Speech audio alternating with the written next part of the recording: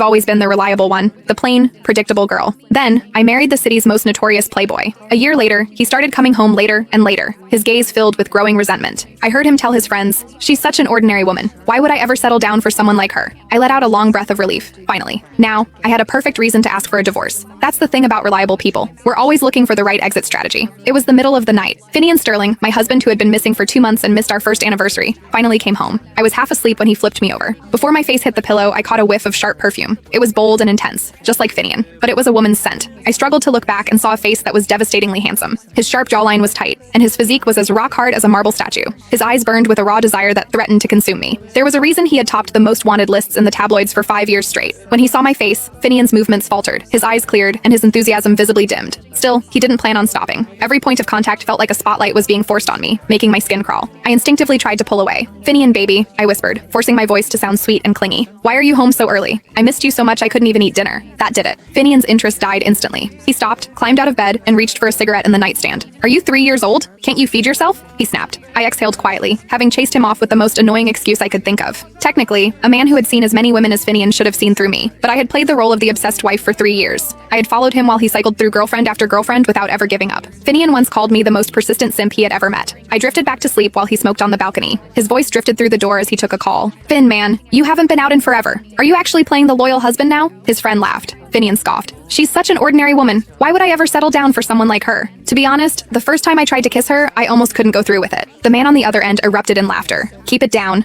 Finian muttered. "It's late, and people are sleeping." Right before I fell into a deep sleep, Finian returned and tossed a small box onto my pillow. I peeked inside with heavy eyes. It was a pair of diamond earrings. They were beautiful, or at least they would have been if I hadn't seen the matching necklace. I knew the necklace cost 10 times more, and that these earrings were just a free gift with purchase. I wasn't angry though. I felt a surge of anticipation. It had been a year. Finian had tried to play the role of the reformed man after we married, but he was finally reaching his limit, and so was I. I'm a reliable person, but I'm also a visual one. I might look ordinary, but I have a weakness for beautiful men. The thought of an unattractive man touching me makes me want to disappear. I've worked incredibly hard my entire life. I knew that without money or family status, a handsome man would never look at me. I crushed my exams, but that wasn't enough. A master's degree wasn't enough, so I got a PhD. With my plain face and my reputation for being a tireless worker, I landed a position at a top-tier federal research institute. I thought I had done enough, but the moment I saw Finian Sterling, I knew I needed more. I worked overtime for my bosses, wrote papers for their kids on weekends, and climbed the ladder. Finally, at a young age, I reached a senior executive level. I finally had the status to pursue a man like Finian. During those 3 years, people tried to set me up on dates. I went to all of them, and every time, I left more determined to get Finian. I would go find him just to wash the image of those average men out of my mind. Once, at 2 in the morning, he needed a sober driver. I didn't hesitate for a second. "Do you really love me that much?" Finian asked. A stunning woman was passed out in his passenger seat, her dress sliding off her shoulder. I nodded firmly. I didn't have a fetish for ugliness. I just appreciated the best.